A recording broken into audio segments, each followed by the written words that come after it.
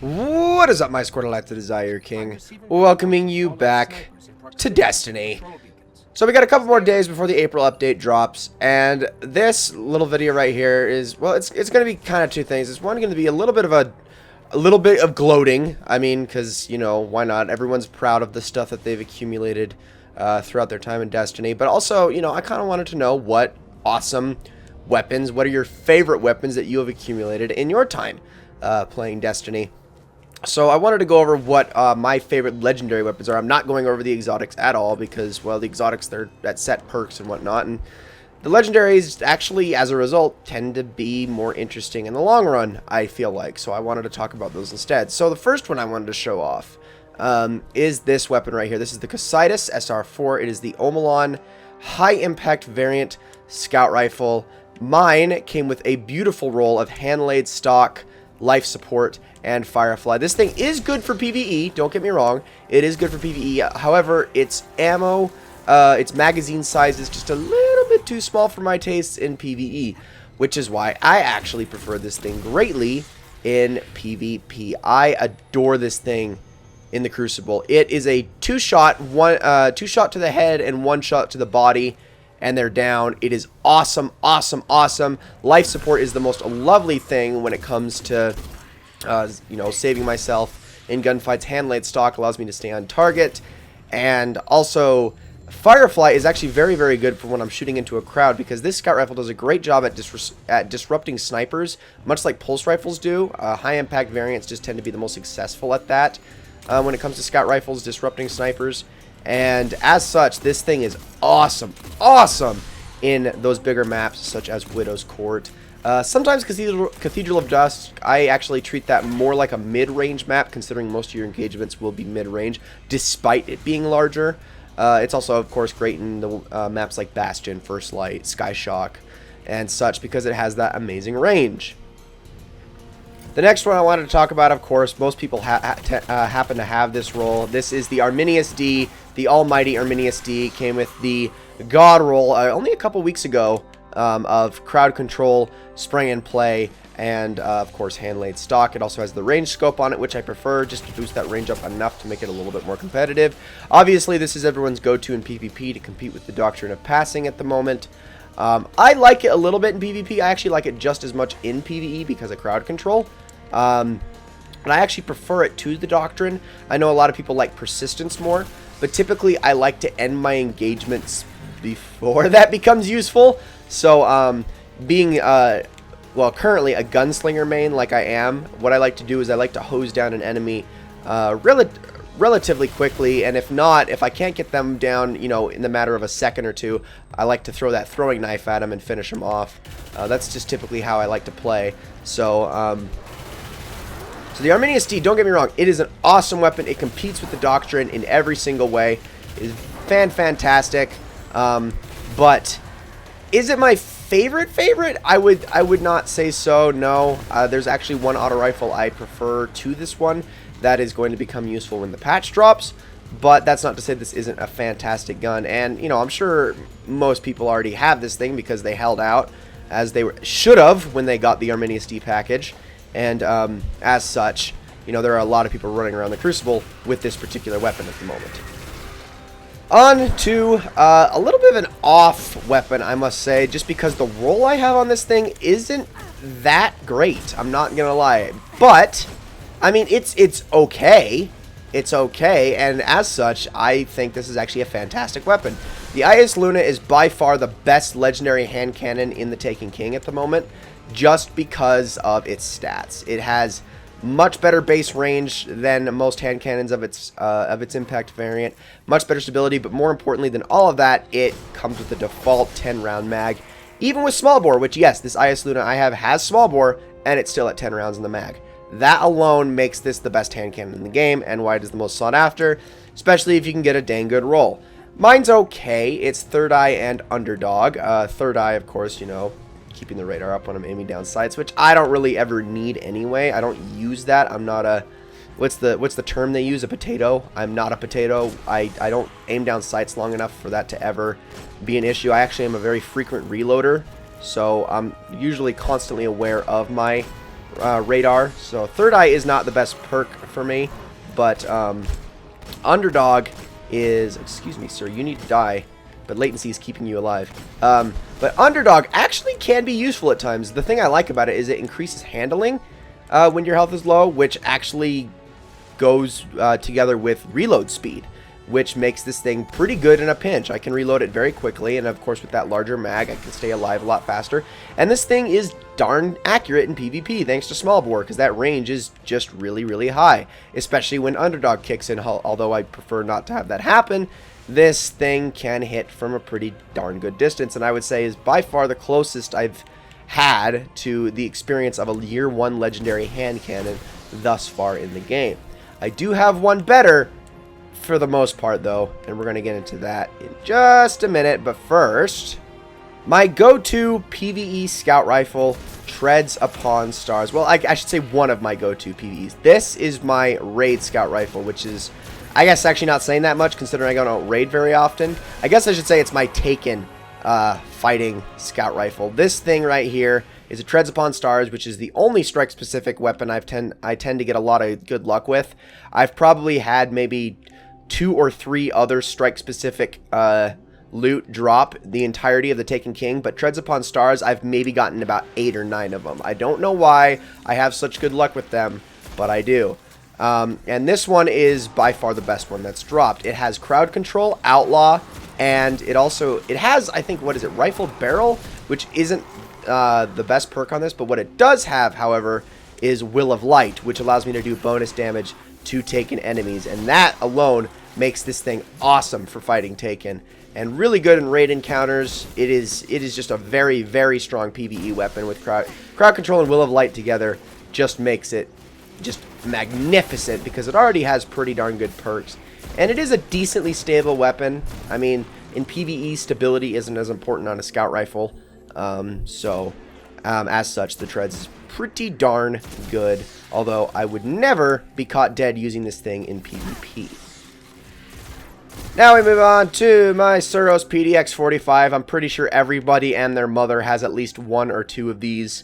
I'm no exception, obviously, holding this right now. This was actually not the Suros PDX that I ran for the longest time. I actually got one very early on in the Taken King with counterbalance and pretty darn good stability. It wasn't as high as I would have liked, but counterbalance was very, very good. It was very, very good on this weapon. And of course, the pulse rifles were king at the time that I got it, and as such, the Suros PDX is a very, very strong weapon. However, the one I got now, I like just a little bit more. This one has Hidden Hand, a 96 stability stat, which is about as good as you can ask for, thanks to small bore. But the reason I kept this one over my other Suros PDX was, although my other one only had a range of 15, this one, thanks to small bore, is bumped all the way up to 45. And that alone makes this thing worth keeping. That right there is a make or break on really any pulse rifle, I would say. When it comes to the fast firing pulse rifles, you really want that range boost. And this Suros PDX that I got, I love its range. I absolutely love its capabilities. It's a lovely, lovely weapon, and extremely good for PvP, especially 3 versus 3s, where I use it heavily. And now I want to talk about the hand cannon that makes me pull my hairs out at night every single time I think about it. Oh my goodness, it's so close. It is so close to perfection. This is the Ufern hand cannon, the Omelon mid-impact variant of hand cannon, aka the variant that everybody wants. It's not the highest, not the lowest, it's just right. This thing right here, the Ufern, it is, and I'm going to fight Randall the Vandal with this thing, it is an absolute god roll hand cannon. It comes with Luck in the Chamber, Outlaw, and Small Bore. It is perfect, considering hand cannons cannot get final round anymore. Outlaw replacing final round.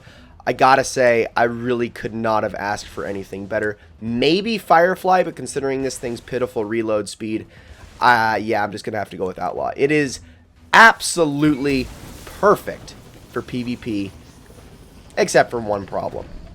See that mag size? It's so close. It's so close. 7 rounds. Like, I could not ask... if I could ask for one more thing, it would make this... Just bring it up to 9. 9 is all I would like. 9 would be fine. Even 8 would be okay, but 9 would be like... This hand cannon would suddenly become my dream, and I would never take it out of my primary slot. But unfortunately, that is not the case, and as such, this hand cannon is only slightly above mediocre at best, which is just the saddest thing.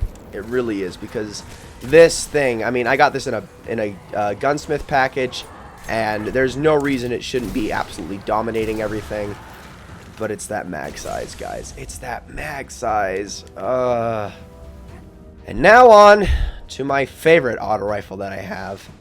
And you're probably going, it's just an answering cord. This thing sucks.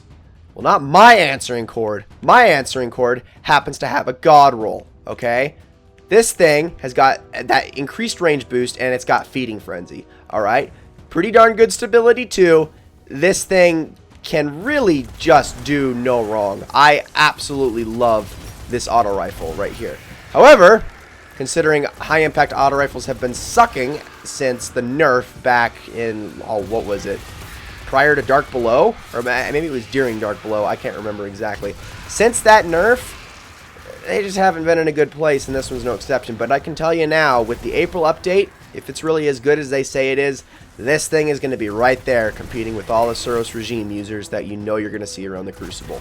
This thing has amazing stats. Absolutely amazing stats for a legendary auto rifle. I love it to death, and there's, again, like I said, there's no reason this thing shouldn't be dominating in the Crucible. And you know what?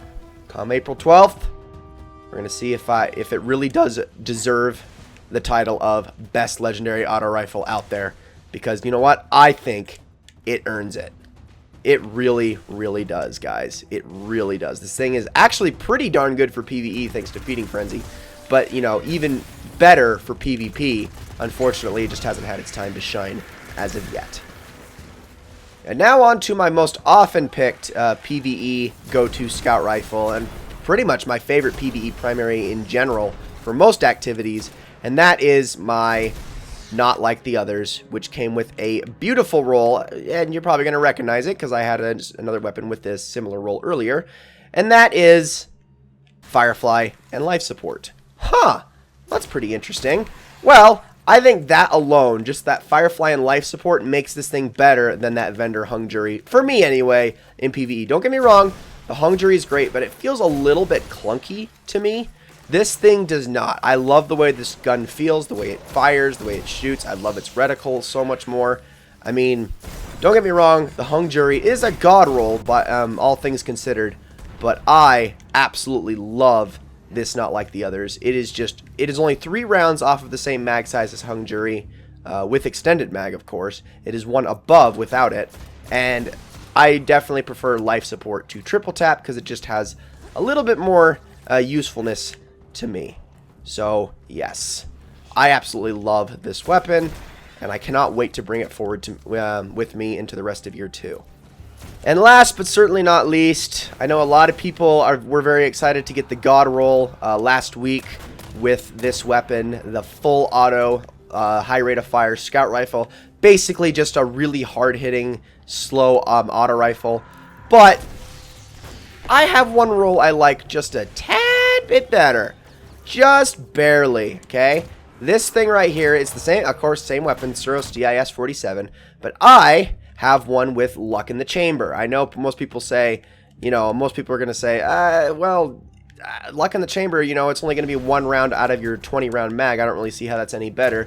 Well, you know, honestly, that's what makes this thing better for PvP. That 154-round shot can be the difference between the number of rounds it takes to kill somebody when I shoot them in the head. And on top of that, full auto, as you know, as lovely as it is on a scout rifle of this type, and probably no other scout rifle archetype, the thing is, have you ever noticed that when you're full autoing something, you tend to get lazy with it? See, that's the problem when you have a 20-round mag like this, is you are going to find yourself getting lazy quite often with a weapon like this if you're firing in full auto. So that's why I like this thing, is because I actually can use it to stay on target most of the time. And take down opponents as fast as I would like. This weapon is very nice because it is good for long and mid-range maps. And short-range maps as well, actually. It's a scout rifle I can use on even the most uncomfortably close of environments, such as maps like Anomaly, Cauldron, and what have you. I mean, I love this weapon. It's super, super great. I've actually posted gameplay videos of me using it.